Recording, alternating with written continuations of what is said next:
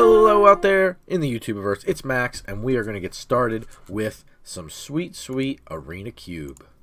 So, if you haven't done the Arena Cube yet, we did it this past weekend on our live stream. Stream every Sunday, get you some Magic Arena action over on our Twitch channel, twitch.tv/superliminalfilms, getting that done right up at the top of the recording here. Thank you all for watching, of course.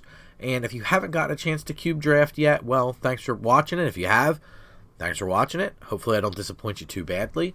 Some things we learned about the Cube after drafting it last week on the stream. It's one, you tend to want to play like a cube. You want to stay open, see what lane you can get in. All the cards are very powerful. You're not really going to end up with stuff that's too weak. There is some synergistic stuff that's in the cube. Some pieces that help tie archetypes together, but there's not an overarching abundance of that. So we will see what we can do. I'd like to try to stay as open as I can. So cards that jump out to me from this initial pack. Rekindling Phoenix is very hard to deal with. There's not a ton of removal that deals with it in this format. It's very good. Mirari's Wake jumps out at me as a very powerful card. The Immortal Sun is pretty good. It's colorless. It keeps us the most open. Turntimber Symbiosis is not the most powerful of these mythics, but it is a land spell modal, so we could stay open that way and kind of make our picks more flexible. I like the Wake. I like the Phoenix. Gold cards at first aren't necessarily always very good, but this early in the cube we can prioritize land and maybe even wheel this Dryad of the Elysian Grove, which seems attractive to me. If we were to go to Phoenix, obviously this kind of puts us in red, but not the double pips more than the creature itself. This is a more mid-rangey card and can win us a game, but I feel like I probably want to try the Wake, maybe try to wheel the Dryad and see if we can make this kind of control-y, mid-rangey deck kind of work. So we are doing a traditional draft, unless I muck that up completely. So we can hopefully get some time in to play some good games, and that's really the key here. So this pick really helps us out. The Triome's 3 colors, 2 of the colors cast Mirari's Wake for us. There is a white-red duel here. The double face cards. Lotus Field is not exactly the land we're looking for. I'd be happy to wheel an Evolving Wilds, but to be honest, there's a lot of gold cards in this pack that are good. There's a Stone Coil Serpent that's very good. I'd be happy to get a Hydroid Krasis, a Cloud Blazer for this deck. Any of these would be fine. I'm going to prioritize my ability to cast these powerful cards, and so I'm going to go for that. We have another duel that can cast our Mirari's Wake, and that's not necessarily the most important thing in the world. We do have Jace, Wielder of Mysteries, who is very good. Again, I know I have Mirari's Wake, and then I'm trying to Jace. We're going to play long games. Jace can win us the game that way, which is pretty powerful and pretty compelling for a deck like this to have a win condition like Jace. Prophetic Prism is very good if we think we're going to go 5 colors. Which is likely the case. We're very close to it. I think, though, because Jace is so powerful and such a good win condition for a deck like this, I think we want to go with Jace. He's just such a good role player, and we could try to go like heavy Bant and then splash, or we could go heavy blue-green and splash white for Mirari's Wake or 1 or 2 other colors. I don't mind doing that. It means we have to kind of keep an eye towards that. But I think that this sets us up for a really cool deck. There's Spring to Mind, which fits exactly into what I was just talking about. I wouldn't be sad to have a Skyclave Relic. It's not a bad one. It's not like phenomenal. You're not going to be like, all right, finally got this. But it is very good and can be very powerful. I like Primal Might as a piece of removal, which is pretty nice, but we don't have any creatures yet to use it. So I think I'm just going to take the Spring to Mind here and continue to kind of stay as much towards staying open and drafting powerful win conditions as I can, and that's kind of our goal, at least thus far. Into the Royal's a good role player that's going to buy us time. Overgrown Tomb's pretty good, but right now we have no indication we will be black, other than we kind of could just cast powerful cards, and there is value to that. Imperious Perfect is a slow army in a can, but it can buy us time if they don't have a removal spell. We really have to be cognizant of how many creatures we want to play. We either have to play enough creatures that we can actually get one down that will stick, or we need to play few enough creatures that we're making our opponent's removal spells dead. We don't want to play like 9 8-9 creatures. That's kind of, unless they're very evasive and they protect themselves, that's a recipe for potential disaster for us. So I think I'm just going to take Into the Royal and kind of try to keep things going. Now, here's a card. Ulamog the Ceaseless Hunger is kind of exactly what we're looking for. We can cast Wake on turn 5, potentially quicker. And then, like, with something like a Spring, we could cast Wake on turn 4, Ulamog on turn 5. Now, that's assuming we make our land drops in a perfect world. We do have to give up Cultivate for the Ulamog take. But much like Jace, I think Ulamog is enough of a payoff we should take it. But to be honest with you, I'd be happy with this pack. We have Cultivate, Supreme Will, and Seagate Restoration, all of which I'd be happy to take. But I think that this is a pretty strong signal to take Ulamog here.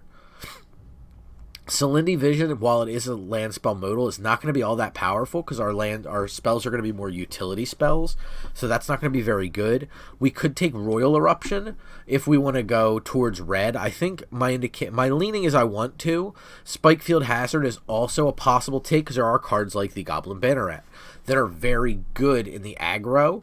So it's either Royal Eruption or Spikefield Hazard, I think, is the take here.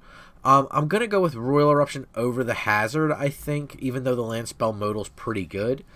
I don't think it's necessarily good enough to make me want to go that direction. Archfiend of Ifnir is a pretty good win condition if we wanted to go that route. I'm not exactly into that, per se. Right now, black's the only color we do not have. Again, I'm not opposed to staying open and taking black cards if they're powerful enough. But here I think I'm just going to take Sulphur Falls. It could be very good. Castle Ardenvale is a nice payoff to having Mirari's Wake out, but I don't want to live in a magical dream world where all of my decisions are made by having the best card potentially the best card in the deck out. Collected Company's not for us. The Immortal Sun could be pretty good. It does bite our Jace a little bit, but this could be kind of nice. I don't think it's precisely for us. I'm kind of looking at Spark Double, but it has to be a creature or planeswalker that you control, so that's a little scary, but because it's a planeswalker as well, it makes it a potential good take for us. I think I like it better than Daredevil, though she's not bad, and Dualcaster Mage. So I'm going to put this in the board for now, but we'll look at it again as the games progress and as the draft evolves over this. I think here, over the passageway is pretty good. Like, again, it's a double face card. It could let us get to red if we need to. Evolving Wilds is a little slow, but could be any color we're willing to put basics in for. So it's a really tough call here, actually. The Evolving Wilds is slow, but a very good play for us early. But I think I'm just going to take the Pathway, because I know I want to play red at this point with the Royal Eruption in the deck. So I'm going to... There's not much here for us. I'm going to take Song of Freyalise, though I don't think it's necessarily going to be good with the few creatures we're taking. And here we have some good ones. Waker of Waves and Reclamation Sage, both of which are very good. I'm going to take Rec Sage because there are, obvious, a lot of really good enchantments in this format. Here I'm going to take Clifftop Retreat over Lightning Strike. I think the strike's good and it's flexible, but I don't think it's necessarily what we're looking for. So red's wide open. We got Ferocidon into Goblin Banneret. So that is definitely an archetype that is wide open. Elvish Rejuvenator, probably the take here. As strange as that sounds, we just want to make sure we can cast our spells. If we're going to lose to an opponent who can pick up on top of us quickly. Chromatic Lantern's good, but this is also a blocker. So this produces potentially a land and a creature. Yes, it can whiff. I'm 100% aware of the fact it can whiff. It's also a color pip. So it's a very close call, and I wouldn't begrudge taking Lantern here. I think it's very good.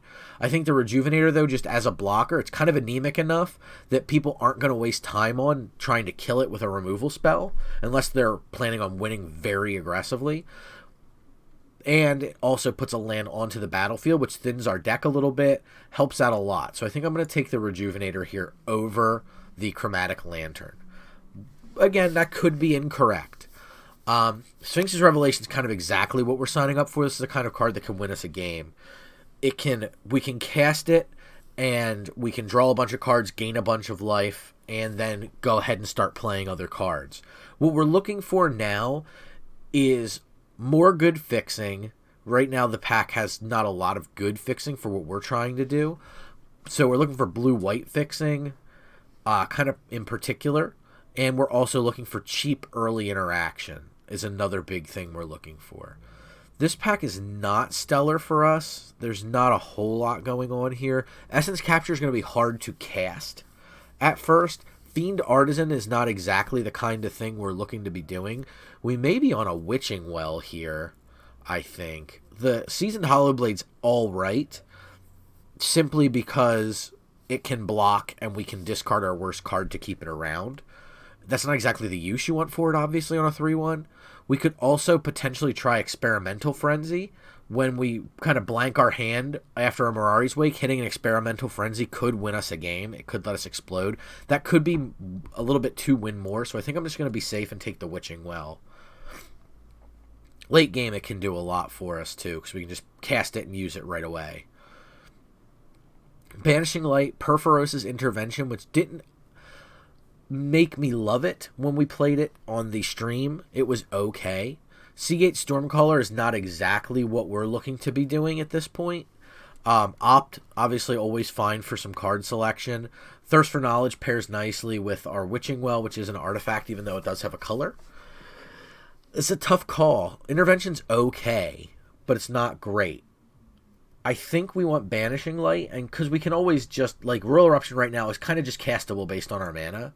So I think I'm going to take the flexibility in the Banishing Light and go that direction. There's a lot in this pack now. Kiora would be good if we were playing more big creatures. We're not really. Verdurous Gearhawk is very big and can kind of make an army.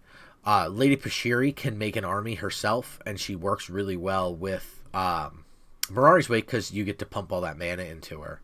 I think it's a little bit better than the Mammoth or the Armored Killer. Both are okay. Gem Razor specifically is the name of the real card. We're not a Curiosity deck. I don't think Dungeon Geist is going to stick around long. Lady Pashiri may be the best take because she's just kind of an army in a can. May not make the deck. I'm not 100% on that yet. Hostage Taker is kind of a card we could be signing up for. Insult to Injury could be pretty gnarly.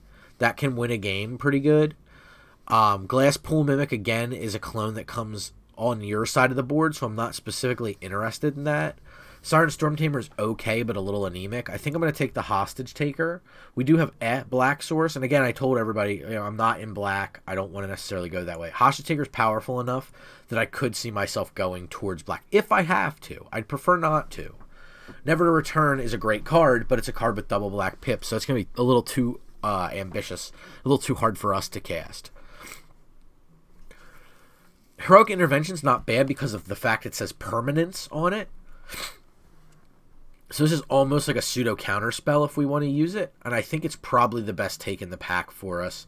Again, Foulmire Knight is good, but it's a black card, and we're not really interested in that if we can help it. There is a Swift Response here, which is pretty good, and also an instant. If you watched our live stream, you get that reference. Elvish Reclaimer could be pretty good. Lets us fix our mana. Fetid Pools could be a decent enough take here. It just could cycle if we don't need the source, which is always pretty powerful. So it's kind of between Fetid Pools and Swift Response for me. I'm leaning towards the Pools here. I think Command the Dreadhorde, it's double black pip, but I think it's a little bit of a trap card.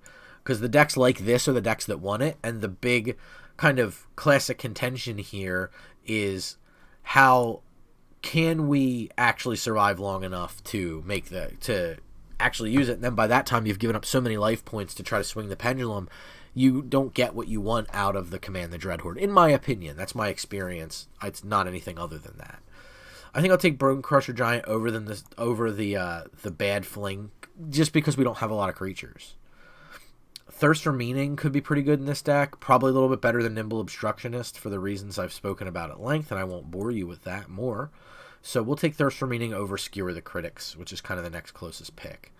I'm going to take the Experimental Frenzy simply because there's nothing else here I like. I don't know as though it makes the deck, but it could. Here there's not much. There's like Shepherd of the Flock, which could let us protect a permanent, so it's like a potential counterspell. Hazoret, also pretty good because it's the kind of creature that is very resistant to removal that I was talking about, but it's not exactly going to be easy for us to cast in a deck with Sphinx's Revelation to be playing. I'll take Siren Storm Tamer here. It's a potential counter spell. It's not amazing, and I'm not like thrilled, but it's a low impact creature that can get some hits in and potentially just win us the game. But for now, I'm going to move it to the board. It is possible we take it. There's a Champion of Wits, which is quite good in this deck. This is the kind of creature we're looking for. It can come in, it does a thing immediately and gets us value, and it comes back, so it's pretty removal proof. I don't want to say removal proof. It's very good against removal because it takes two different sources of removal to take care of it. Patient Rebuilding could win us a game. It is definitely a better mill card than I first thought upon seeing it. There's an Overwhelming Splendor, but I think because we're the Mirari's Wake deck, there's a chance that wheels. Though this could be very good at shutting off the opponents who are playing a deck similar to ours. It's pretty bad against the aggro decks. So I think I'm just going to take Champion of Wits here. It just gives me selection. It does what I need it to do, and again, has that little bit of resistance to removal. I'd like to take a Growth Spiral here if I were going to take a spell. Next in line would definitely be Glorybringer. This card is bonkers. Another creature that is just so good you play it in a creature-light deck. Brain Magnet, if I were playing more black, would be a consideration. We can't play simply will never cast this inscription. I think I'm just simply going to take a Breeding Pool here, though. It's a good take for us, helps fix our mana. It's something that we didn't get as many lands as I was hoping we would get, so we do need to prioritize them when we see them now, which is good and bad. Devil's Play is kind of a kaboom with Mirari's Wake. It's also just a good piece of removal because it's two pieces of removal in one card. Hard to flash back, I will grant you that. But we cast it early for cast it for 2 or 3, and kill a creature that could clock us. Then, late game, we have the Mirari's Wake down. It could potentially go to our opponent's face for lethal. So that is a pretty big boon for us, I think. Green-Black Temple's okay. Red-White land is okay. It's a fast land. Not huge into either of the fast lands, but I would consider taking them. Skittering Surveyor, though, is not a bad take for us. Just like the Elvish Rejuvenator, it does something right away, and I'm interested in that, and it's usually anemic enough that they don't want to block it. Or, sorry, not block it, but kill it, because it's just going to simply block once. So if the Skittering Surveyor costs 3, and same with the Rejuvenator, costs 3, put a land onto the battlefield tapped, or into your hand of your choice, you gain X life against an aggro opponent. That's a very good Magic card. So it's definitely worth considering. Lay Claim's pretty good. It's expensive, but we can cycle it early. Beanstalk Giant is similarly quite good because of the fixing and then the body later. So I think that's probably going to be our take over the Lay Claim. Stealing any permanent we want is very powerful, but we have very powerful cards already that can win us a game. So I think I just want to keep things moving and running smoothly. I would really like to see if I could clean up the draft in any way I wanted to. I would take more early interaction, and I would also take some mana. So if I could get any of those things out of these packs, I'm in kind of good shape. Birth of Melodus is pretty good, but it's only a basic plane specifically, and we already have a white source out. Assassin's Trophy might be good enough, but it's a black source. It's the hardest source for us to cast. The Caryatid is tough because it probably will eat removal spell right away. So I think I'm probably going to end up... I'm going to audible and take Assassin's Trophy here. That could be wrong, but I think that it might be worth trying. I'm going to move it out to the board right now. But right now we have 1, 2, 3, 4, 5, 6 land and 25 playable. So right now I have 19 cards. But I have plenty of stuff I can put in the deck that I wouldn't hate to play with. The problem is Hostage Taker and Assassin's Trophy are both black, and we don't have a ton of black here. So we have 2 sources, I think, right now in our lands that can do black. We have the Triome as well as the Fetid Pools. So I'd like to be able to pick up a little bit more if I could, if I'm going to play these cards. There's no way I'm casting a Massacre Worm. Scholar of the Lost Trove. We can cast an instant sorcery or artifact from our graveyard without paying its mana cost. If an instant or sorcery is cast this way, put it in your graveyard, exile it instead. So it's kind of good. It's a beefer. I'm going to take Agonizing Remorse just in case we end up picking like black source somewhere towards the end of the draft. Nothing really good here. Vastwood Surge, probably the best card. Probably what I'm going to end up taking. A little bit better for us than Luxodon. Nothing else really fits the deck at all. Maybe Valorous Stance, but we're only going to play half of that most of the time. As we predicted, the Overwhelming Splendor did wheel. Wouldn't hate Erebos' intervention, but it looks like we're not really going to get too much in the way of black. So that is what it is. Thought Erasure, I will take... No, we could take Saheeli. It's non-creature. Just simply non-creature. That's most of the spells in our deck, so... Not sad to take Saheeli here. I'm sad about all of these cards. I'll take the Rogue. It's okay. Inspiring Vantage isn't a bad late pick for us. It at least fixes our mana, right? Tourbrand's going to be uncastable for us, but that's okay. Act of Treason, I suppose. Not a whole lot of interaction, so this deck's really hoping that our opponents are not lightning fast out of the gate. We have Bone Crusher Giant, Royal Eruption into the Royal as kind of our early interaction. Banishing Light, I consider early interaction 1s or 2s predominantly, but I mean, I think 3 is fine. So I do think that that's going to be the weak point of our deck, is we just don't have a lot of 1s and 2s. So I think we do want to play a black card. I think it's probably going to be Hostage Taker. So I do think that that's going to be how we end up with it. We don't have a whole lot of fixing that I'm thrilled about. So this is going to be a tough... This deck's going to have that kind of self-battle, right? Where it's going to battle itself to try to do something. We could play Experimental Frenzy and kind of try to ostensibly cut black from the deck.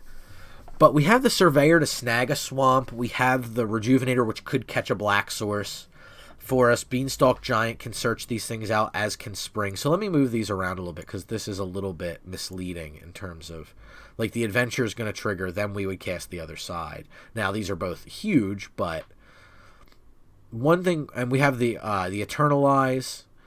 Do we have anything else gigantic? Nothing else in the like win con, like whoa win con. So we're really our win conditions, as strange as they sound. I'll make a little pile over here. Are Ulamog, Sphinx's Revelation, because we wanted to, alongside of Jace, that are kind of trying to win us the game, is how we're going to try to win. We didn't see a lot of Planeswalkers either. Lady Pashiri could do it, but she's slow. Like, if we look at our creature count, there's 9 creatures, which is exactly kind of where it's a touch over where I said we wanted to be, but every creature we have kind of does something. So it works pretty well, right? Like, it's a lot of ETB effects, or creatures with Adventure or Eternalize, things that do things when it enters the battlefield, there's an effect.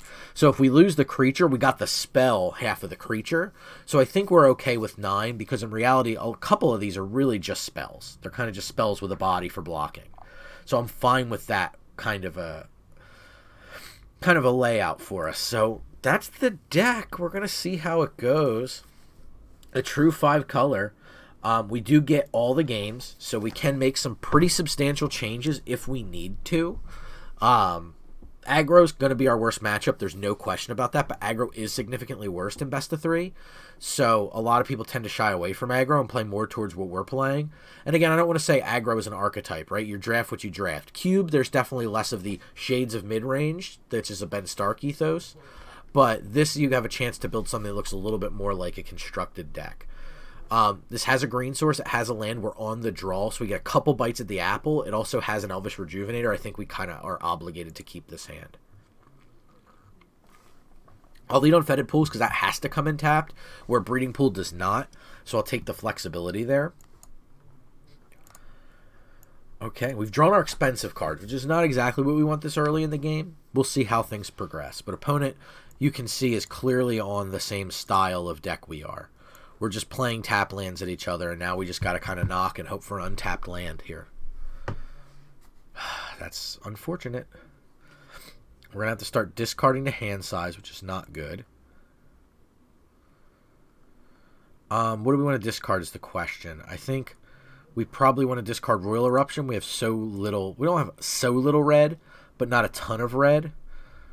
We have Banishing Light to catch removal.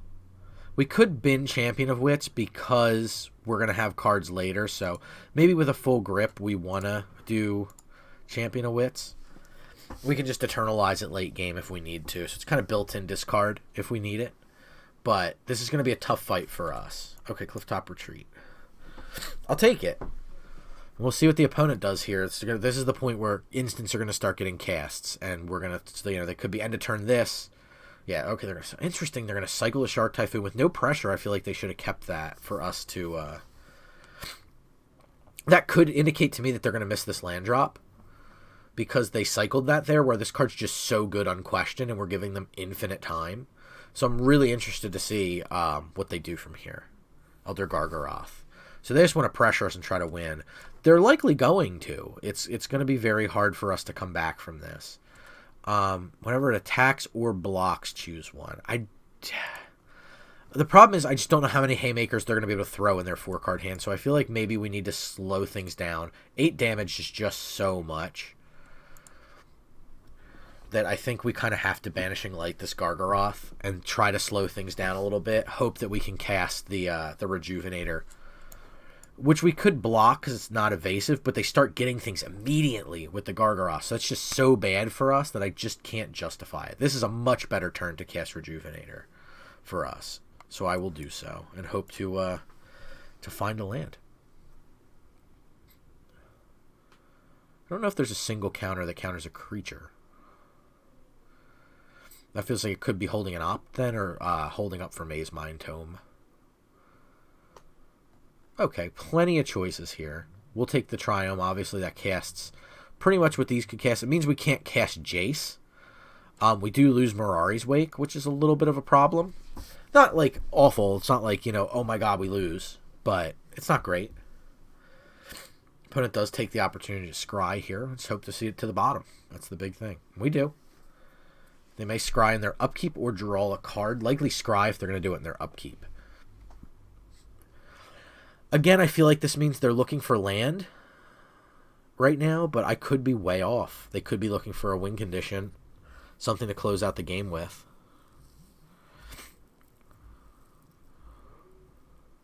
They scryed at the top this time. It took them a little bit. So it's probably not a slam dunk, but it's probably pretty good. That's pretty good. Sky Sovereign. Opens us up for potentially some problems. They can't quite crew yet. We also have Reclamation Sage, which is quite nice here. I think that's going to be the play. We don't really have any other good plays here. We have a single red source, so like using that to cast Bone Crusher to blow up like Paradise Druid is attractive because they can't crew. But if they play any creature as their follow-up, they immediately get to play, use Sky Sovereign. So the Reclamation Sage trades with the Paradise Druid. Yes, take action. And again, it's just the Shark that's clocking us now, which is fine. I mean, it's a slow clock. It's a 6-turn clock. So we have some time. Now, we've seen they're playing fat, so they're definitely playing ways to win. We just got to figure out. We got to get out of these mana troubles is the first step. We got to just draw a land. I'd say it's a problem we're not drawing. It's not a color issue per se. It's just a sheer volume of land issue. So if we can get that's the good news is that's easy to get out of. All we have to do is draw the lands. We have the spells. We simply need to draw the lands. So we'll see what they do. If they're going to waste removal spells on Reclamation Sage, that's great. If they can remove our Banishing Light because they hovered over it, that's bad. Okay. I can't imagine them. And this is reasons why like Reclamation Sage is pretty good, right? It's going to draw us a card, or it's going to save us some damage. It's going to trade as it comes down. Can't really Jace here. We can't protect him easily against the Shark, and he's a little better served when we can double spell. However, the problem is we don't really have good spells. It looks like we're going to like Bone Crusher to stomp on the Shark and then try to cast the Bone Crusher. The problem is this is a bad play against Counterspell.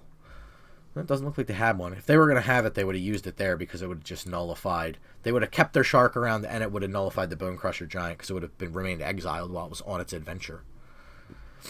They're going to draw a card. I feel like they should have done that when I used the damage half of that spell. Okay. No attacks here. That's fine. Keeps the Shark off our back. I feel like they may have drawn that off the tome. That's interesting. That's kind of fine with me. It gives me another stomp, right? Like, it's right here. Like, I get to stomp again. Which is fine. I mean, possibly. It may not be relevant.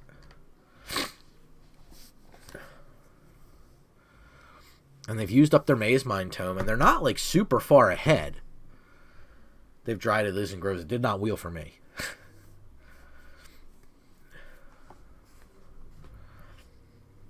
So we'll see what they can do, but again, they're not real far ahead. Witching Well is an interesting one. The Scry 2 is pretty good. We don't have anything to hold up, but we already know one of our cards on top, so the Scry is not exactly attractive. So this could just be simply take out the Dryad. And there's a couple reasons for this. It fixes their mana, so if they're having mana problems, in terms of color, that's going to help. It also is a 2/4 that can check our 2/1 and attack us, which doesn't seem like a crazy thing, but when we're at 10 life, it's a 5-turn clock, and we just can't really afford to block it. So it's kind of significant.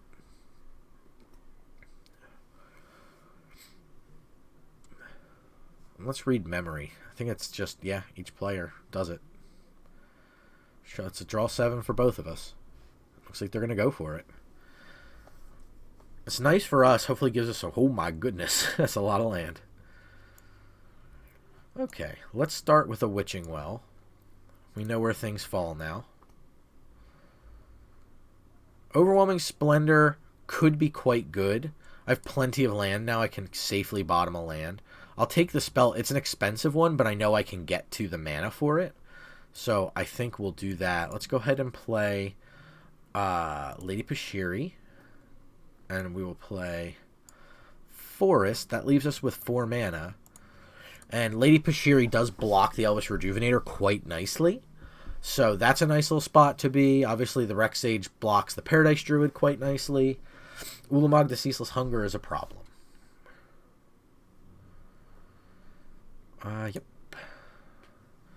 Don't know if we're going to beat Ulamog quickly enough. We're at 4, 5, 6 mana. We need 8 mana.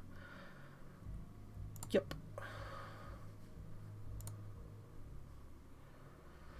And then they also have an Elder Gargaroth back because of the Banishing Light. Now, if we were up a mana, if we were on 7 mana here going into 8, I wouldn't feel too uncomfortable with just playing Overwhelming Splendor, cursing our opponent, and leaving them with a couple Jankers. But that's unfortunately not where we're at. And we're so close. Oh, man. The good news is the opponent kind of doesn't really have an idea of what we're up to. So there is that benefit. They're on almost the identical deck to what we are. So let's take out anything that would be good against aggro. So I think Royal Eruption's not good enough. Bonecrusher Giant may not be good enough as well.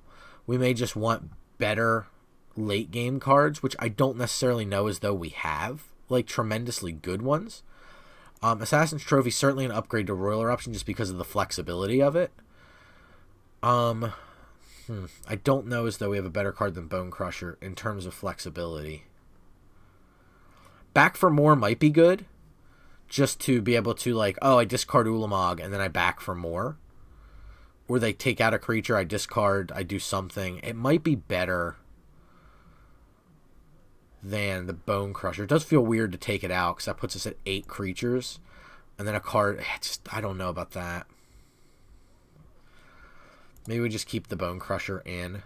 Swap for the more flexible piece of removal. I don't like giving them a land in this matchup per se, but I do like the flexibility of what we can do. So had we just not missed so many land drops there before the commit to memory, we just hit one more land drop, we could have probably been in that game because we would have gone from 7 to 8, Overwhelming Splendored the opponent. They would hit us for 5, then we would have had Sphinx's Revelation. It would have been very, very good. I do think we want to play first. Another really rough one here. This is a much better hand, and I think we got to put back basic planes, most likely. It's just not doing anything for us here.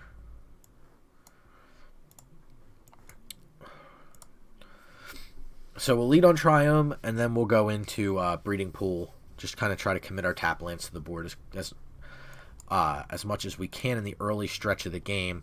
I like the 2 draws we've gotten, so I'm feeling pretty good about that. Maze My Tome early is good for the opponent. I don't even know if I scry with that. I feel like I'm just going to draw my cards and call it good. We'll play Forest and then Rejuvenator.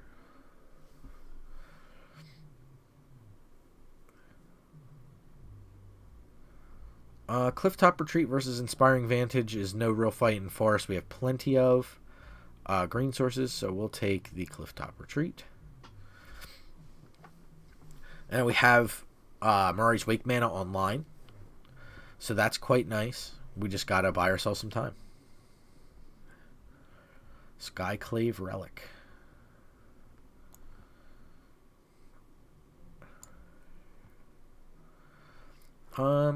We have Devil's Planner. Whoa, sorry. I meant to hit View Battlefield. Did not mean to hit the cog. White. I think we'll take the red part. I think we're just going to cast a Reclamation Sage, get their Skyclave Relic, and call that good enough for the turn. It's not like amazing, but that does hurt them. It's not an easy thing to accept, especially if they're struggling for mana. We can kind of keep them down a little bit here with this play. And that gives us Banishing Light into the Royal and Devil's Play all at the ready. So this feels quite good. Now, if they're struggling for lands, they'll use the Maze Mind Tome here for the Scry because they kind of have to. Did I hit cancel? Did I really hit cancel? Oh, that's so annoying. I think I might have because I was talking about... Look, I was looking up a Maze Mind Tome and I had just misclicked, so that's on me. You gotta love digital card games. Good time to probably tell you, I've only been playing Arena. I played Arena, I got into the Alpha, and this is all. I've never played Moto or anything like that, so I'm not the most adept at digital card things. I've never really played Hearthstone. I have friends who have, so I'm familiar with it, kind of by association. But, this is tough. I think we might have to Into the Royal. We could Into the Royal or Reclamation Sage, recast it, and take out the Hedron Archive. That feels really ridiculous. We could wait till the good card comes down to Banishing Light, but I think we may just want to Hedron Archive, Banishing Light the Hedron Archive before they can use it to draw cards. Right now they should have Maze Mind Tome as a non-land permanent, but it is what it is. I don't know if I would have made that play. Sure, you got it. Had we blown up the Skyclave Relic as intended. This lets us hold up into the Royal, so if they do something really scary, we can use it. I'll wait to kick it to draw a card, because I want to get the advantage from that. And we'll see what we can do. That's a problem.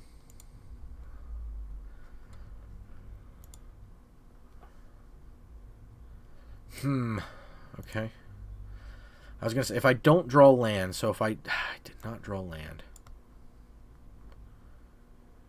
Yeah, because if I go kicker, I can't recast. Unless I draw a land. So the question is, how greedy do I want to get? The answer is not very in the face of that card. So I'm going to have to pick this up, put it back down, and blow up Mirari's Wake. Which sucks with an opponent that has commit memory. But it is what it is. Alright, this time I will be very careful about clicking buttons. Take action. That time I click the right button. We'll see what we can do. It's going to be a hard game to win, predominantly because they're still up a Skyclave Relic, which has allowed them to have the third mana they've needed multiple times to draw multiple extra cards. But if we can draw an untapped land here, we can Vastwood Surge with Kicker, which is quite nice. And that means we can attack. Of course, we did not draw a land. I'm still going to Vastwood Surge, I do believe. I'd much rather kick it. Oh, no, I'm 2 away from kicking it, so I was never going to kick it, but that's okay. Kick it!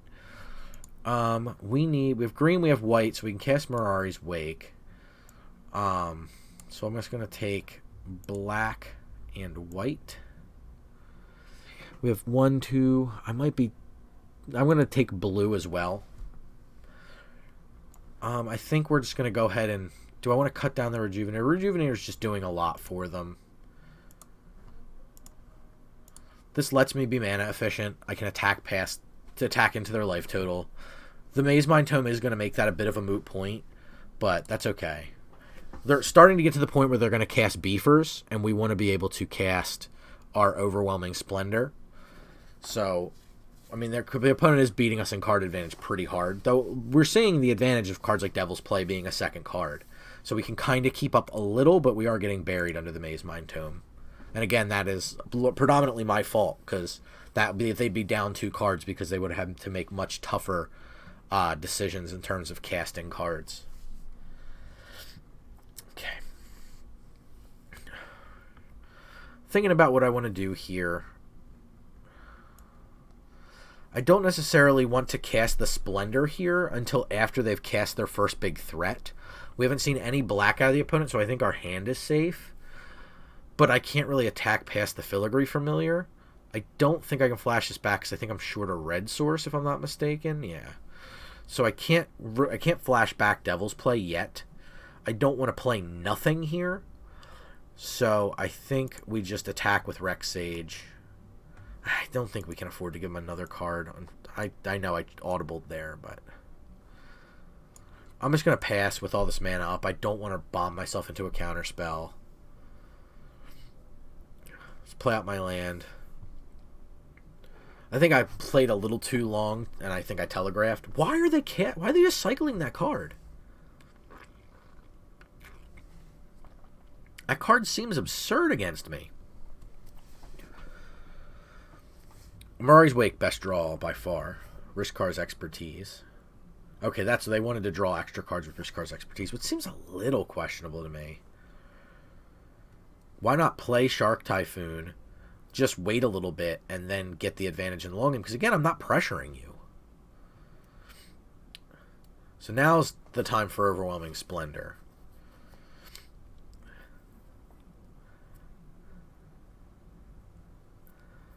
We'll see what they do. Probably attack us for 4 in the air, and then we can Splendor them.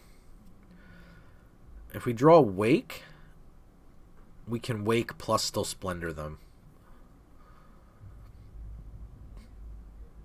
Bone Crusher Giant. Bone Crusher Gigante. We're going to Overwhelming Splendor them.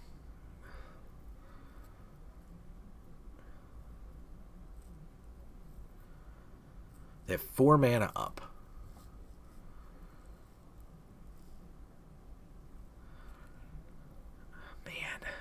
Okay. No attacks into Thragtusk. We're again in the same situation. That's probably game. Again, we're going to be too far back. I mean, this could be... I'm trying to think of what it could be. They're taking us off our 8th land. 2nd white source specifically. I think they were safe to attack with Tusk there as well.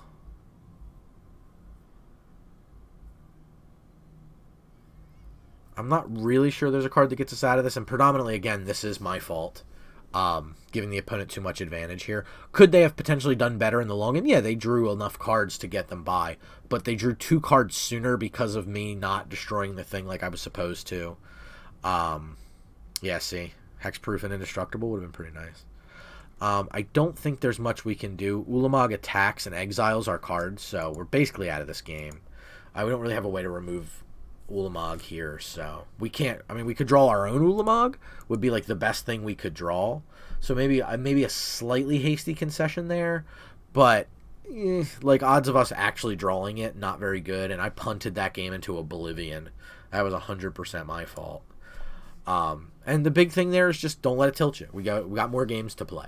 It is what it is. We learned from our mistake. It's really the tough part of streaming. So hopefully when you're playing, you're a little bit more focused. But I think we've all, you got shit on your mind. It happens. So it's life. We'll play first here. This hand actually looks like a keep. It's not amazing by any stretch of the imagination. It is not amazing, but I do think it's a keep. Our cards predominantly do nothing right now. But if we're against aggro, if we can draw a red source, we're in great shape. if we're against the same style of deck, we have time to make our land drop. So I think I don't think you can toss it. It's still limited at the end of the day, and you still need to. You can't just pitch hands and hopes for great ones.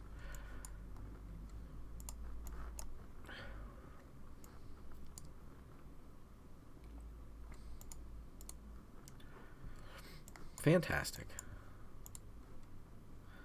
Skittering Surveyor, kind of the perfect draw for us. So at this point, we know we need red. Red and white predominantly is what we need. We have no basic mountain, so we're going to take White Source. But against an opponent who's on triple island, we're in good shape here.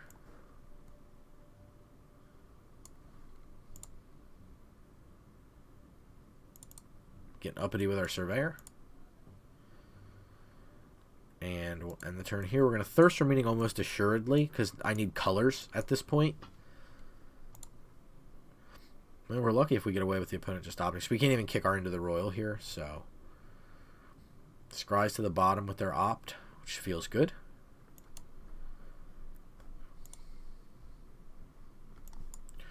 We'll go ahead and Thirst for Meaning. Okay, that was some good draws. We could get rid of Devil's Play. Odds of us casting it again are quite low.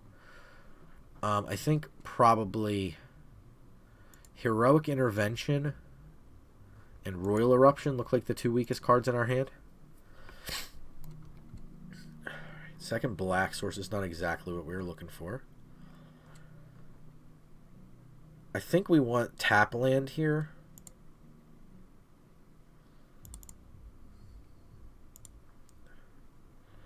Because we would like to cast Saheeli.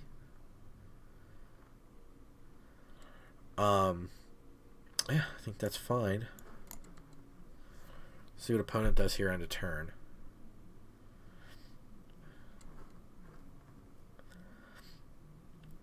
Again with the cycling, I don't understand this. And I know, I mean, like, oh, you've lost the shark tokens. I get that, but this card is absurd when you cast it as an enchantment. And we're presenting a literally 20 turn clock. I don't understand it. The other opponent the second time at least had Rishkar's expertise and they wanted cards. This opponent, I'm not sure what the heck they're doing with this.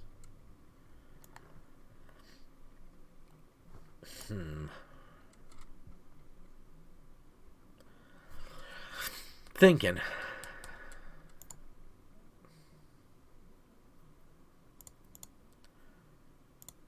This feels like Counterspell to me. They're just leaving so much up. I'm going to Spring, I think. And we'll see what they do. I don't feel like this is a card you want to counter. Yeah. Blue source, certainly. Play green source. We'll end the turn. This gives me a chance to Bone Crusher Giant the Shark token. If I need to end a turn, I certainly can. I'll take the hit for 2. I'm not worried about trying to do it in their main phase. Teferi is fine.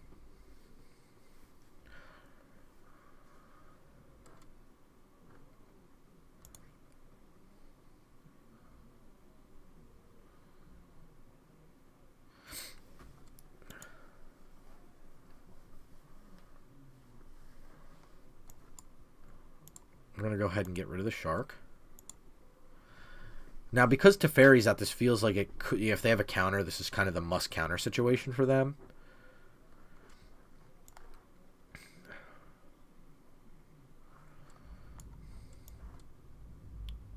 So let's go ahead and cast Saheeli.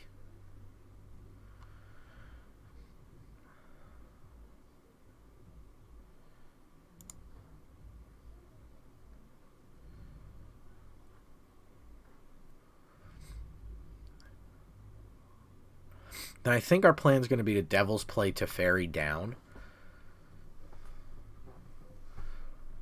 So that puts Teferi to 5. We're able to play a land here.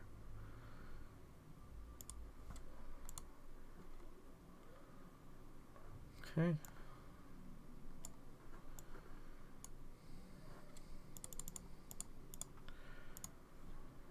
Makes us nice and mana efficient. Gives us a Healy token. And hopefully it works. It does. Alright, cool.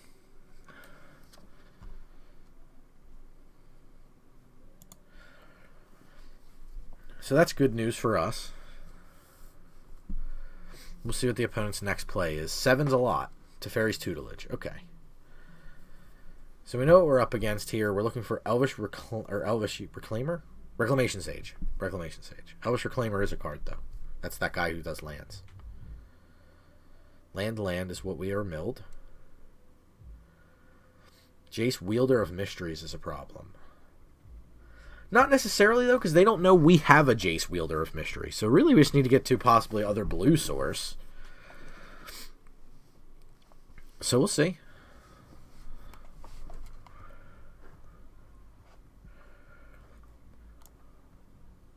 I think we want red side here.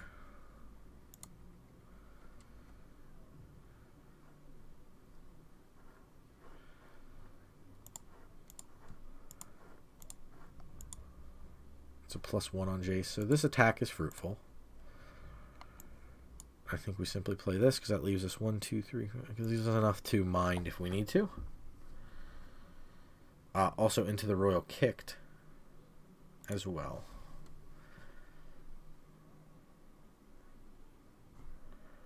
Yeah, sure, you got me. Champion of Wits. Seagate Reclamation. It's interesting they have Jace and they're using the Seagate Reclamation. So it's 3, 6, 13. It's 12.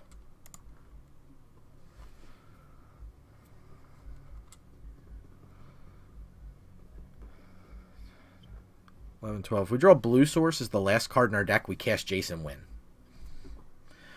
Just saying.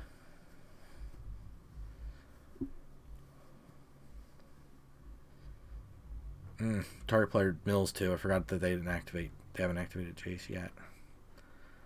Is there anything we can do about that? I don't believe so. Overwhelming Slender is the last card. That's pretty good. Okay, we know what the opponent's up to, so that's kind of good. So we just got to figure out how to play around it. So what can we do here? Back for more might be good. To get a creature back, something like an Ulamog that they mill. So I'm in for that. Royal Eruption looks kind of terrible. Heroic Intervention, I don't know if it's going to do much against the mono blue player. This could be an Experimental Frenzy game because we just want to try to get ahead. Could be a Spark Double game. Definitely an Assassin's Trophy game. We need the flexibility that card provides. We could drop something slow like Lady Pashiri and put in Agonizing Remorse to try to fight our opponent on that axis.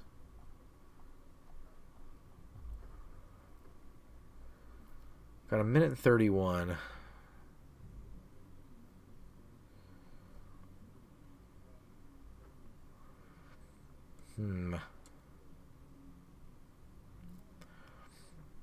Just debating on what I want to do here.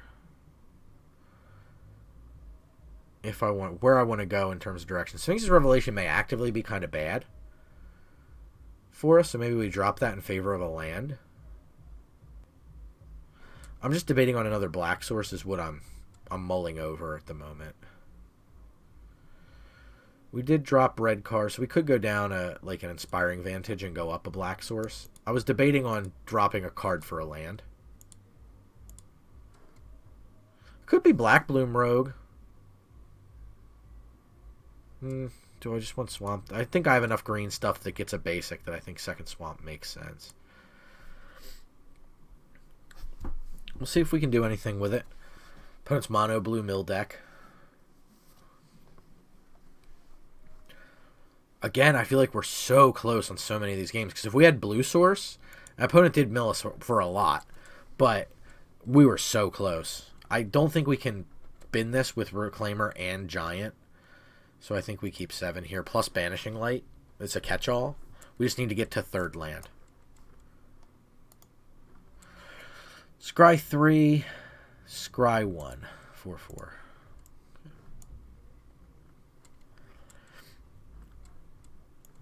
Let's take note of how they scryed here. 1 to top, 2 to bottom. Okay. Triumph was a nice draw.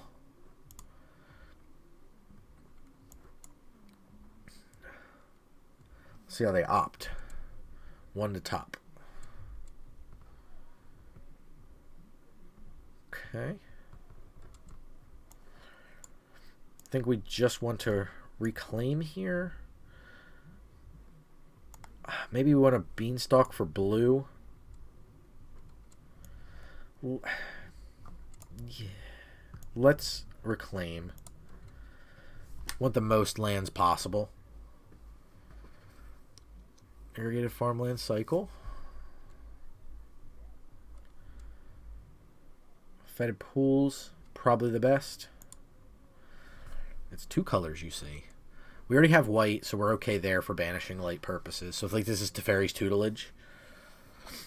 I think Agonizing Remorse is going to be the play. Land. Okay, and we're drawing land, which is fantastic. So let's play land. Agonizing Remorse, play Beanstalk Giant is probably going to be the line. Jace, Wielder of Mysteries. Brazen Borrower, Sphinx of Foresight. I think it's going to be Sphinx of Foresight.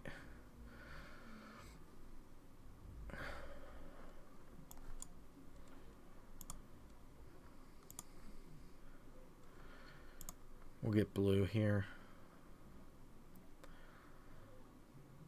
No attacks. No point in attacking.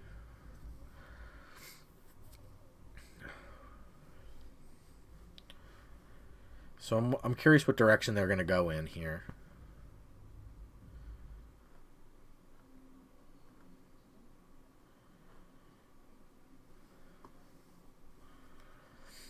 Okay.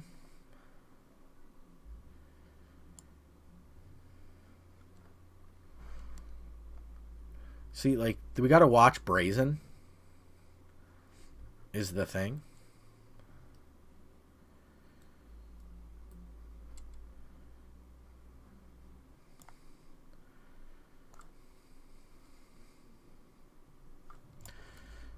I'm debating on what I want to do here, obviously.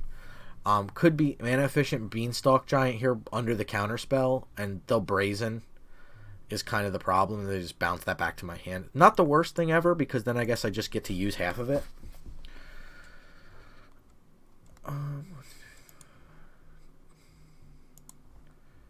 I can block now. I really don't care if Champion of Wits, if they eternalize it, that's fine. Likely means that now they're committed to Brazen Borrower here, unless they have something else in their hand that I don't know of.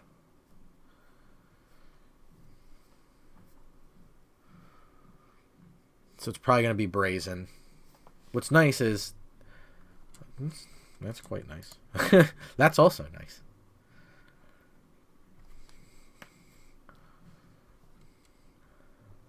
Yeah, sure, you got me.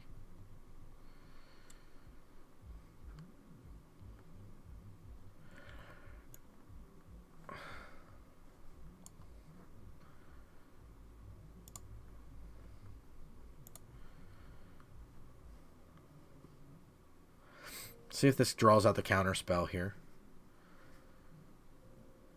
Yep, that does. That's kind of what we anticipated happening, and I don't mind it.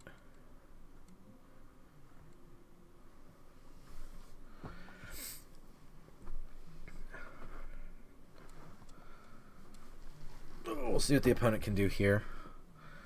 Just drawing cards. I mean, just drawing cards is a ridiculous statement, but... They're at 17, we're at 21.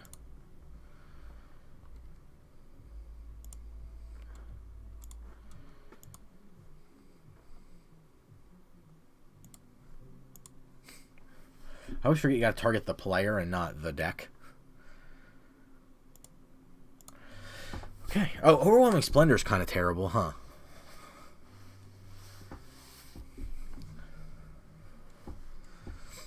Didn't consider that being terrible. Or didn't consider how terrible that is.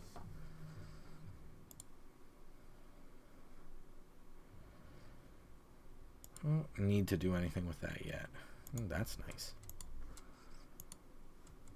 See, I keep doing it when I mill their deck. The cards come from the deck. I think here's just a hostage taker into cast that Umara Wizard. They have a mana short of that play. But I don't think there's much that punishes us over the course of a turn for hostage taking. Disdainful Stroke. Resolve.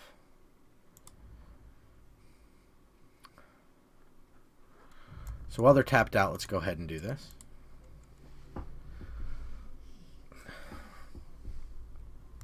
They can't really eternalize the Champion of Wits because they're getting low on cards in deck.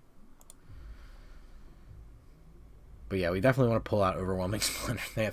Their creatures are so anemic. I'm surprised they cycled. That means they have something in the deck that can answer Jace.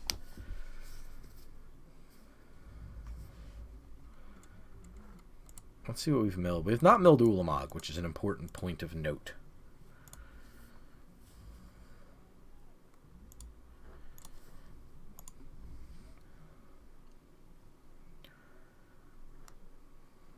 Saheeli's not bad. Saheeli's also not good. So I think we just hold for Sphinx's Revelation. This is probably a Castle Vantress. I'm surprised they didn't Castle Vantress in response to the Scry.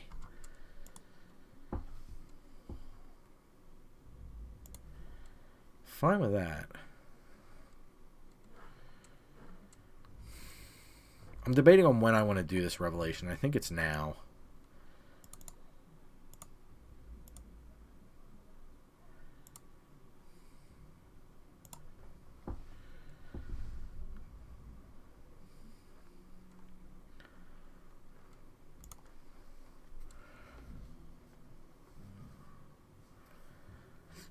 Could Bone Crusher.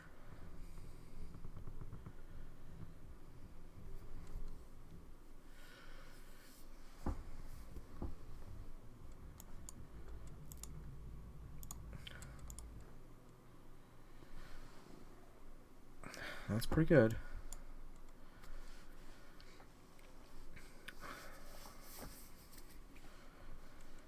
Ulamog.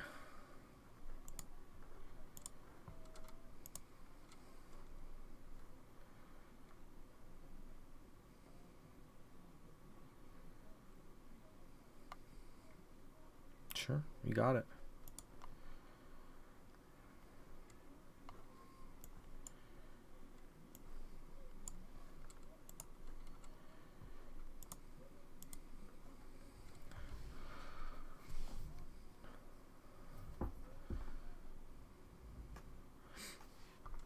Get anything they want.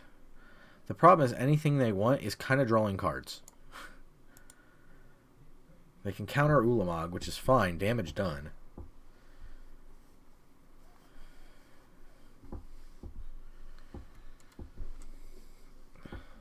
We can... Jace can take a hit from Torrential Gearhulk. That's not a problem. No, that's not a problem. That's fine. That is not fine. Yeah, Ulamog kind of cost us the game. Didn't think they'd have just Lay Claim out of nowhere. Jeez. I feel like this deck is just off one every time. Like, just a smidge off winning the game every time. Which probably means we're missing something that's usually conducive to that feeling of, man, if I just... And that's a great point to bring up. When you get mad, if my opponent just didn't have this, your opponent's always just going to have something. Keep that in mind. The thing is, then you're thinking about, okay, so this keeps happening where I go, oh man, if my opponent just didn't have this, that would have made a huge difference. It would have, and you're right. But what does your deck not have? Right? Or what did you do wrong there? I could have not Ulamogged. and kept up into the Royal, they could have targeted with Lay Claim. I could have just bounced it. Jace or whatever, and then just recast Jace. They're tapped out because of the Lay Claim. I just recast Jace and mill them again, and I would have won. So that was definitely... I mean, did I not play... Like, did I consider Lay Claim as a possible card? No, didn't. This hand is close. I think because we have the Beanstalk Giant, we're going to keep it, and we're on the draw. There's a couple bites at the apple before we have to get there. And that's generally my ethos, is can we get to something worth casting in time? This gives me 2 draws to draw a land, which is high odds. Anyway, so back to the losing. Is the deck missing something that's potentially stopping us from winning games? And I think the answer for this deck is it probably is. I think there's a piece of interaction or something that's missing from the deck. Not quite enough oomph at the end. So that could have been me not taking enough win conditions to be able to do anything with. It could just be the deck's built a little too hard around Mirari's Wake. I think the problem is we're just missing a little bit too much early game interaction. And I think that's our key issue, is we just don't have quite the interaction we should. We saw the interaction be pretty good when we use it, but we just don't have enough of it to really get that good size. So I think like just a good amount of it, and not enough card draw. Like we saw an opponent with Hieroglyphic Illumination, that would be a fantastic card in this deck, because 2 cards would be fantastic. See if opponent's interested in countering the spell. I kind of don't care if they do, because I can't get basic Mountain for my Royal Eruption. Not that I'm worried about Royal Erupting nothing, but opponent's on Jeskai and just kind of Jeskai do nothing is fine with me.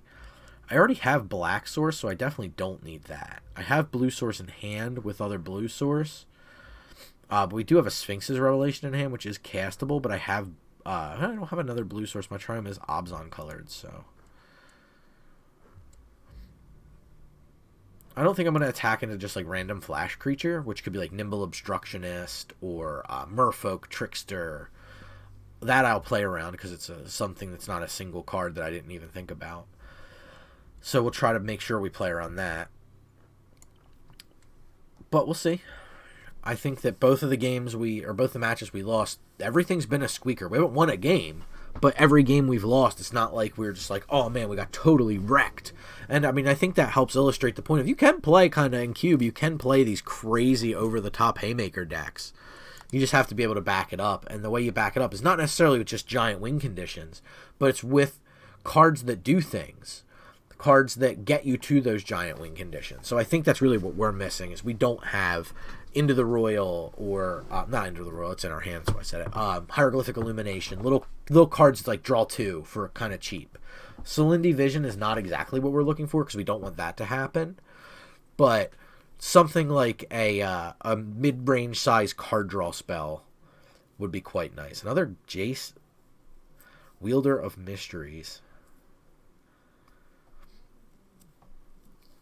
I can't say much. We have a Jace, Wielder of Mysteries.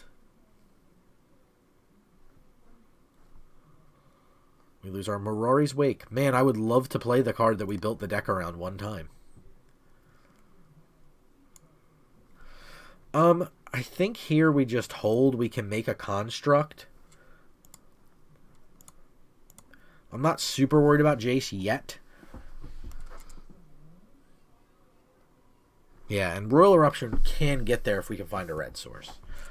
So I'm not super worried yet about Jace. I'd much rather make a construct. That's a much more pressing way for them to have to they have to protect their Jace around a construct, which is much more pressing than just Lady Pashiri gets in 1 damage. So we need to be conscious of that. We've got a nice little mind there from our opponent. So we'll see what they have here.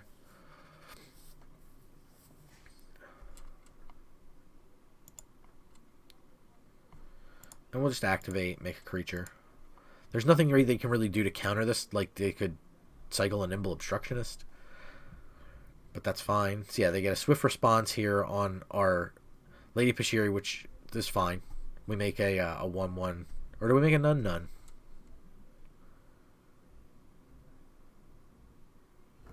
Interesting. I guess because it's created when none are on the battlefield. It does that. That puts us in a more precarious situation. I don't know as though just nugging Jace for 3 is going to get us anywhere. We'll pass the turn and see what situation our opponent puts us in here. We have the mind to draw cards, so I'm not super worried about that.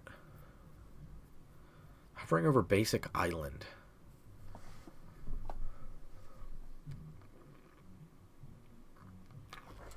But I think these are the games where the deck struggles. See, like I don't have any middling card draw. Like mine's gonna work, but doing something a little bit better there than nothing would be nice. I mean, we have drawn Overwhelming Splendor every single game, and it's a freaking 8-drop. So I mean, that is a problem. I'll give you that. But there's other things we have in our hand too, and they're just not all that good. But we keep drawing our payoffs and not our other cards, but we don't have enough other cards, I think, is our problem.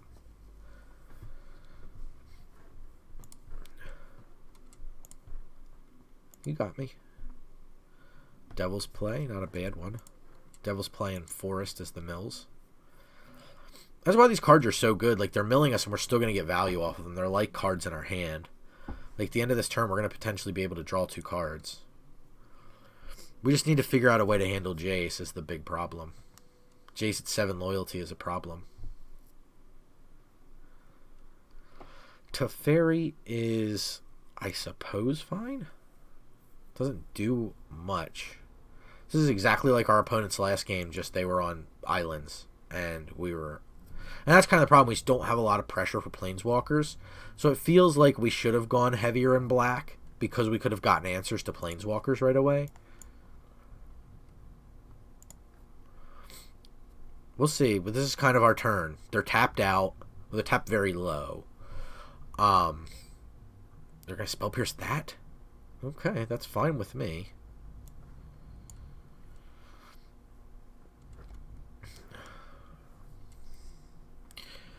Thinking about stuff. Teferi just checks us so well that it really makes it kind of impossible to go that direction.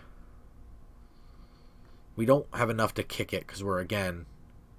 No, do we have enough to kick this? Yeah, we have enough to kick this. I think we just maybe have to kick it and take out Teferi. Work on Jace as we go.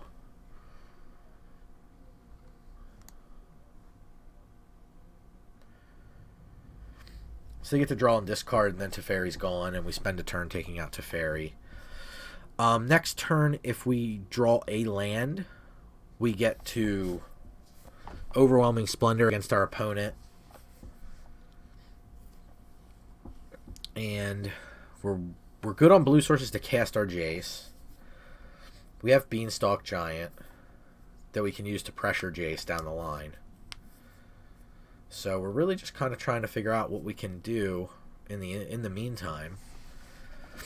But I think taking out Teferi here is important because that kind of just shuts off our creature attacks down the line.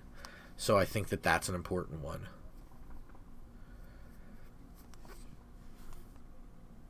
Valakut Awakening. Opponent's on the spice. I like it.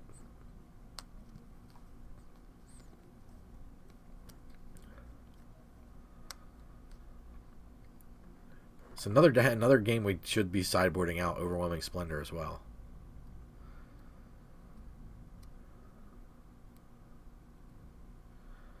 Search for Azcanta. They didn't have any 7 or more. They have 6 currently. Okay. Lots of mana up for counter spells.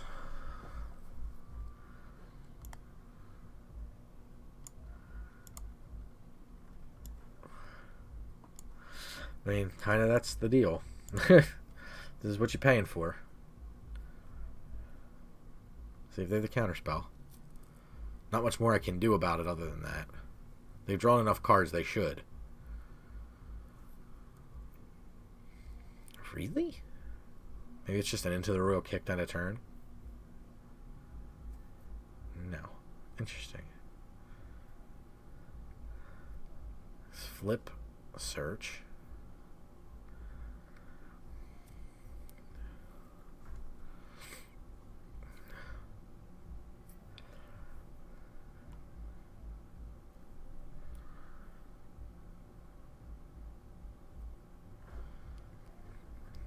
They can't activate Jace anymore. This could not activate loyalty abilities of Planeswalkers. They aren't mana abilities or loyalty abilities. Okay. Strike that. Reverse it. Got it. Okay, so that's why they didn't counter, because it does ostensibly nothing. I thought they could not activate loyalty abilities. This card is not good in this match. 14. Champion of Wits.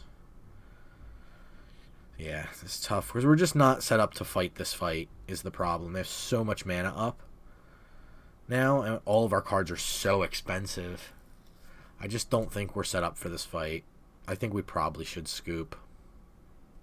I don't want to give them any more information in game one, and I don't think we're set up for this fight. The deck's not set up for this fight. The deck's set up for kind of mid-range creature deck, and we're just playing against Jace Wielder of Mysteries game matches 2 and 3, and it's going to be a problem. So we know Overwhelming Splendor is overwhelmingly terrible in this matchup.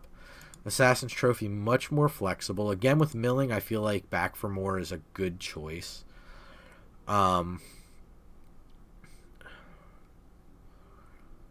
What else looks kind of bad?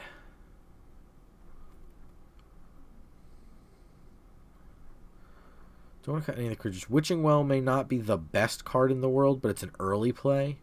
Royal Eruption's kind of bad. It can hit Planeswalkers. Heroic Intervention's not going to do much for us, I don't believe. So I think that's a good enough set of swaps. We did bring in a black card. It makes me want to bring in another swamp, but I think we're okay on black sources. So we'll try it like that and see if we can get past this opponent here, who looks like they're boarding a little bit heavier than we are.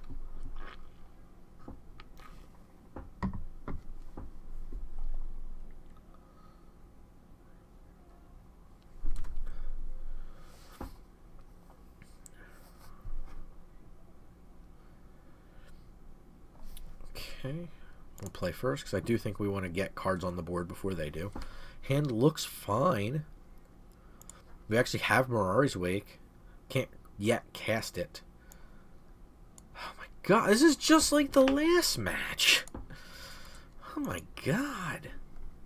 Everybody's just on the Jace Wielder of Mysteries, like, and I'm not on the Jace Wielder of Mysteries combo. I'm playing it as a win con. But, like, everybody's on the Jace Wielder Mysteries win deck, and I have no, like, that's I think, the big thing for this match. I just have no answers for Planeswalkers. So, 2 to top, 1 to bottom is extra bad news. We'll see what we can do. Island is a good draw. Not a great draw, but a good draw. We'll play Forest. Looking for a white source. Champion of Wits may be the draw, especially if we draw land. I think it's just going to be Champion of Wits. I think it's going to be Champion of Wits almost no matter what. But, yeah, it's just, this is potentially pretty bad for us in terms of the Sphinx of Foresight. I didn't bring in Agonizing Remorse because this opponent didn't feel as all in on Jace as our mono blue opponent did. But, we'll see. I think we'll champion. Draw cards, yes. Easy Island discard here.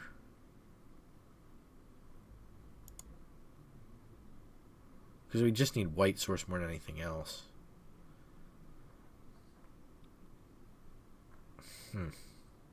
Could be Bone Crusher. Yeah, I don't think those are going to do much.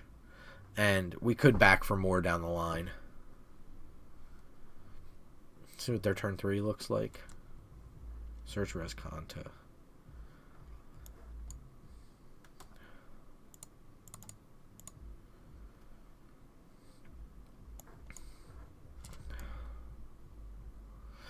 Yeah, on the turn, I just don't see the value in getting down Jace and helping them flip their Search Res Conta here.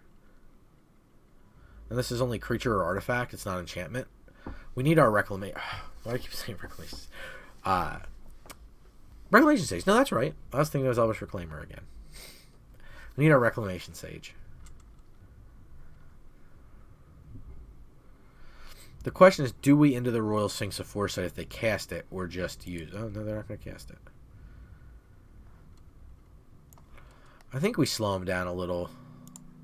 We want to draw a card because we want to hit white source here pretty badly. So I think, I'm willing to play into Spell Pierce for this because I'd rather my Mirari's Wake land. So we'll see how much they're committed to this. They may not care. They may just be like, yeah, whatever, I don't care. And that's fine. Okay, Beanstalk Giant's not a bad one. Vastwood Surge is a better one. We'll see if this one gets the... Is it? Yeah, because I do have Plains. I was going to say, is it the better one?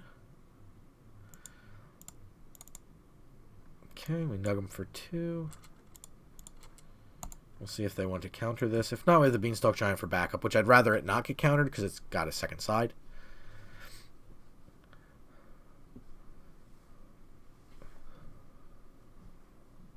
We'll see if they elect to. Yep, that's cool. That's actually quite nice because that's a powerful counter spell.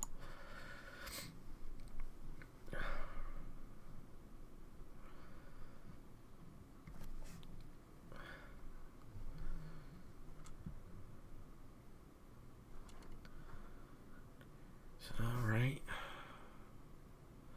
So what do we do on our next turn? We'd like to draw land, for sure.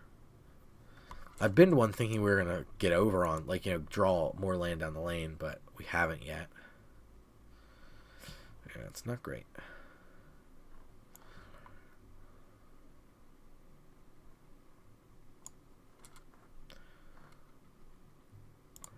We want white and black is the problem. I think the black is more pressing.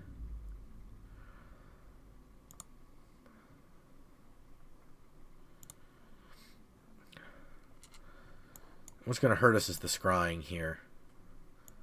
These are the kind of cards we're missing. Like these mid-range cards that kind of do stuff. We just don't have these cards, and that's hurting us pretty badly.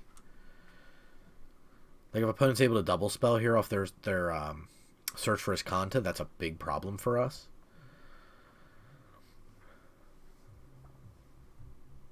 And you can see now the game is even in terms of life total because of the Sphinx.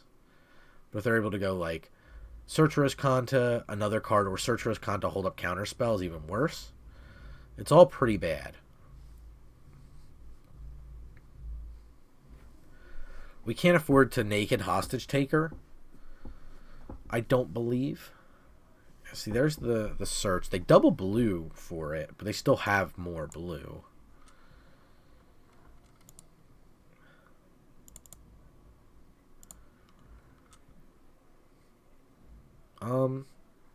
I think I just passed the turn here. I have Back for More at the ready, which is just like a removal spell for Sphinx's Foresight. I could use it there while they're tapped out to try to just... Or they're not tapped out. They were holding up a couple mana. Could try to do it because it's not that big of a deal, but I'd rather do this now. I think they ordered that wrong. Wouldn't you want to scry first? Maybe not. If it's crappy, you'd probably want to bin it. That makes sense. Yeah, they managed to top it. Okay. Land's fine.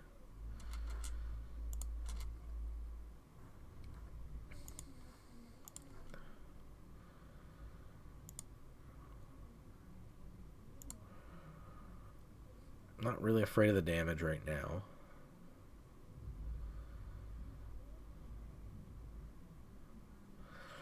Angara. Whenever an opponent attacks with creatures, if 2 or more creatures are attacking you and/or planeswalkers you control, draw a card. Whenever an opponent casts their second spell, draw a card. Sure.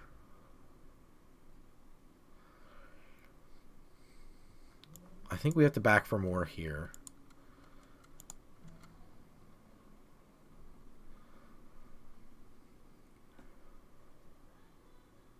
And we'll see if we can get it onto the battlefield.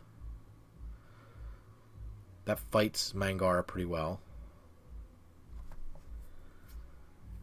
Okay, they're a Supreme Will It. That's kind of fine. Yeah, 2 cards. I think we kind of have to take a hostage here. It's pretty mana inefficient,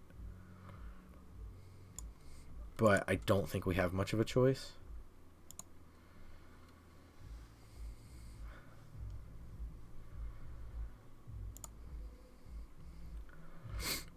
They have a lot of selection to try to find this card, but it is what it is. Red is the color that scares me. Blue and white, I don't really think they're going to have an answer to the hostage taker here.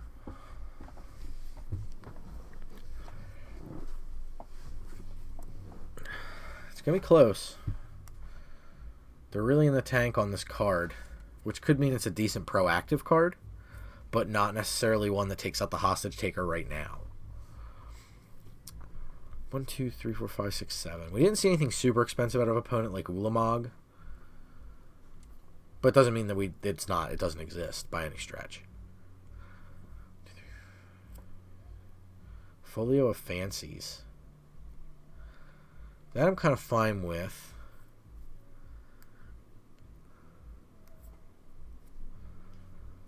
Witching Well. Interesting. We're going to cast the Sphinx because we're casting the Sphinx.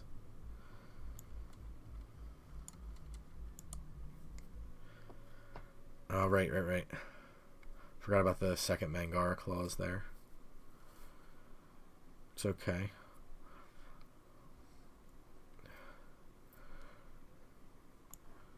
I mean, these are both kind of bad, but I'm going to... Do I want to scry both to the top in the hope that they mill me?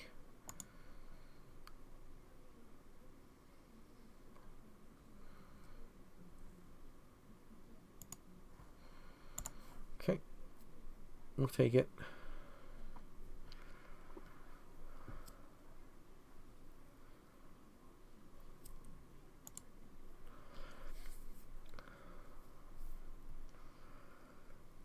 I think they're kind of obliged to use the folio here. Padding cards on top means I could be more likely to draw Reclamation Sage. Oh, wow, they're drawing cards. Interesting. Did not expect the card draw. That's kind of good here. But I wanted to pad the Reclamation Sage from getting milled. But one thing we do have here is protection for our Planeswalker. So we can use Jace to win the game.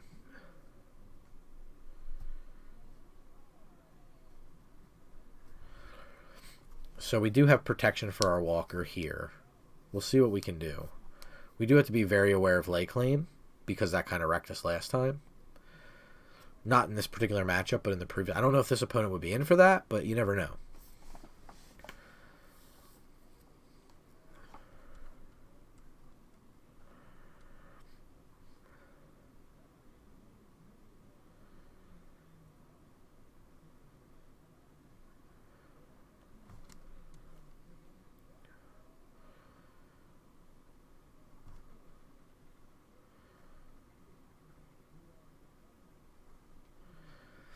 Yeah, here they've overdrawn quite a bit of their deck.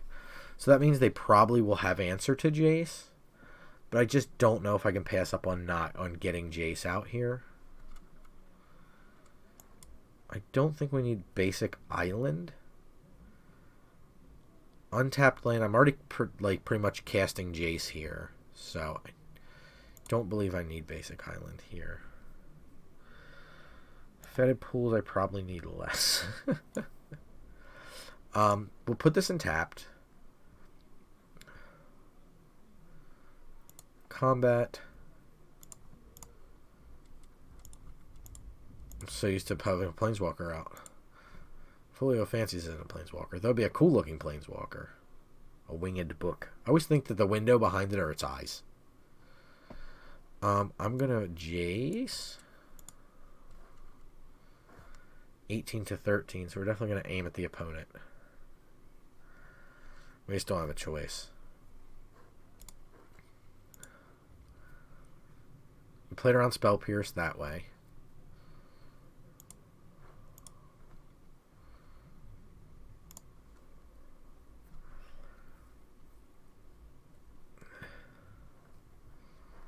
We'll end the turn. We'll probably cycle Fetid Pools here. Finally got a white source for Ari's Wake. They do get the option to flip as contest. So if they're looking for a particular card, they're going to be able to find it almost assuredly.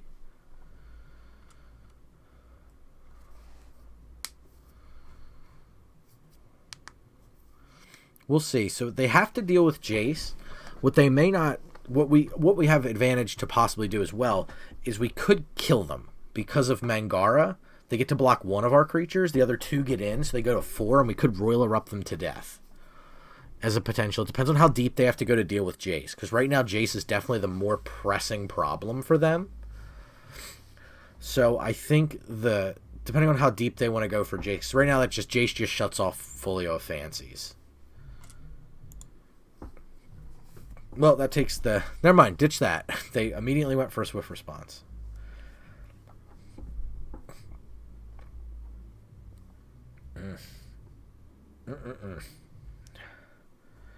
Yeah, I don't think we're going to win this game.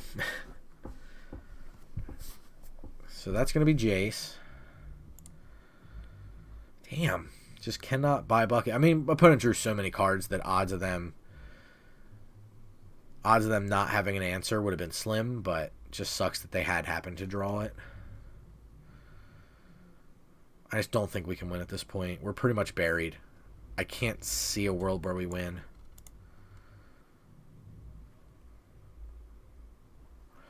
Let's go ahead and cycle this pools.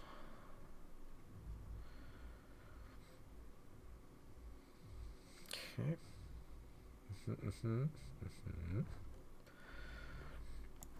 Play basic planes here.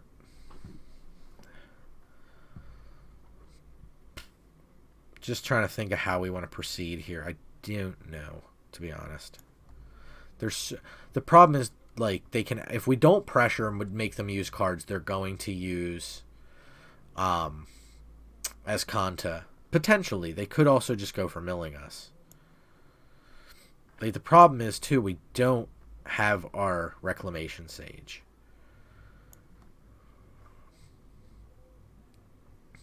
Just thinking.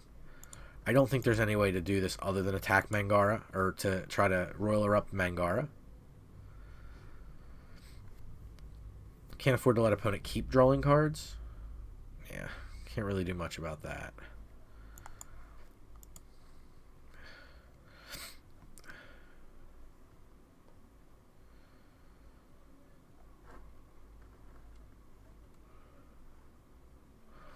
I mean, Mangara is a must-draw, so there is the option of we can try to force them to draw out their deck. But the odds of that happening seem low before they can just folio us down. I mean, we can go like Mirari's Wake, Elvish Rejuvenator, Thirst for Meaning, if we need to. We don't really want to Thirst for Meaning, but they're really in the tank here over this Mangara trigger, where they DC'd.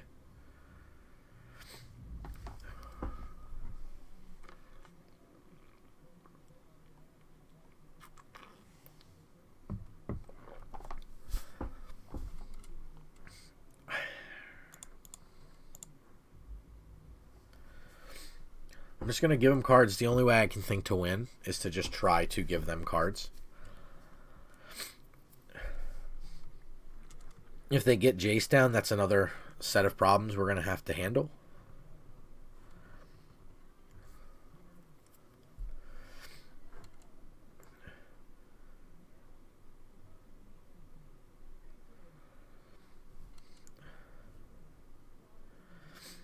So we'll see. I mean, I don't think there's much of a thing much of a way we can really win, but we'll try.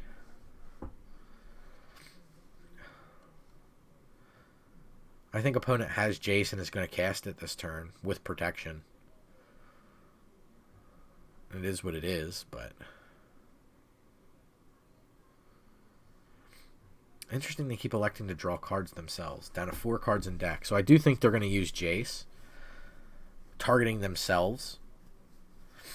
So that means we have to take out Jace. I just don't know if we're going to have an answer, but I think they're going to not only have Jace, but protection.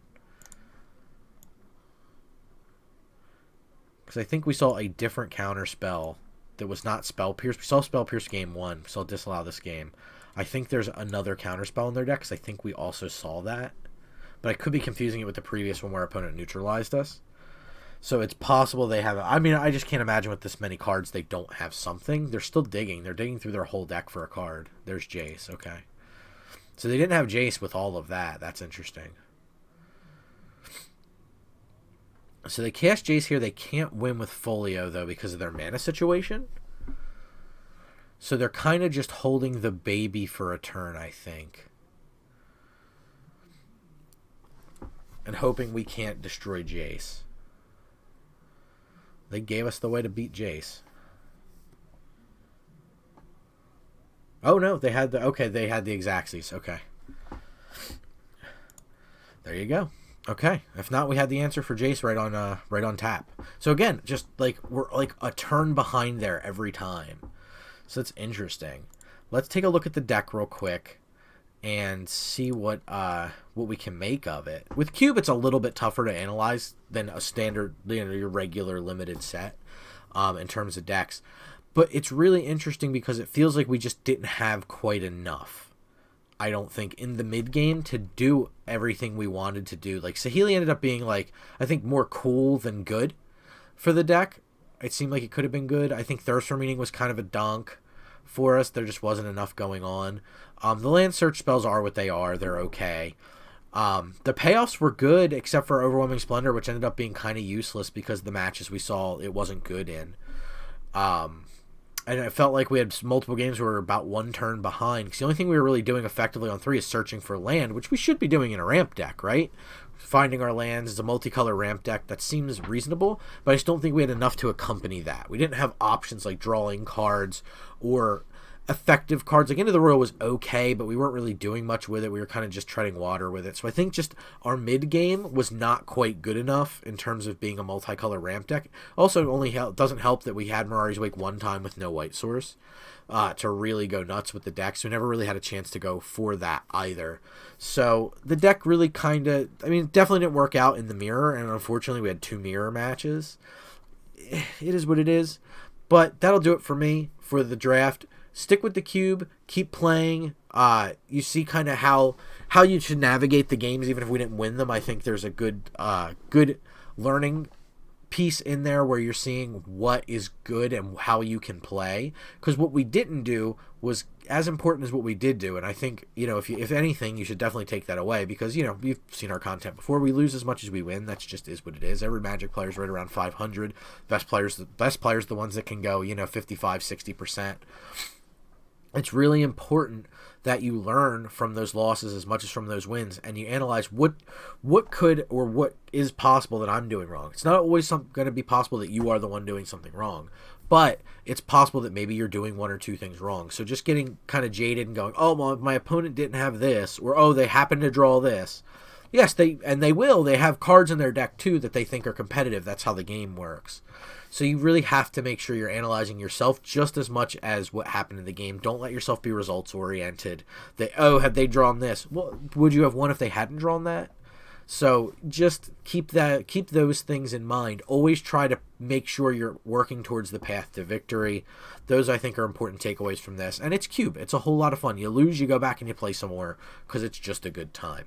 So until the next video, all of you, cast more spells.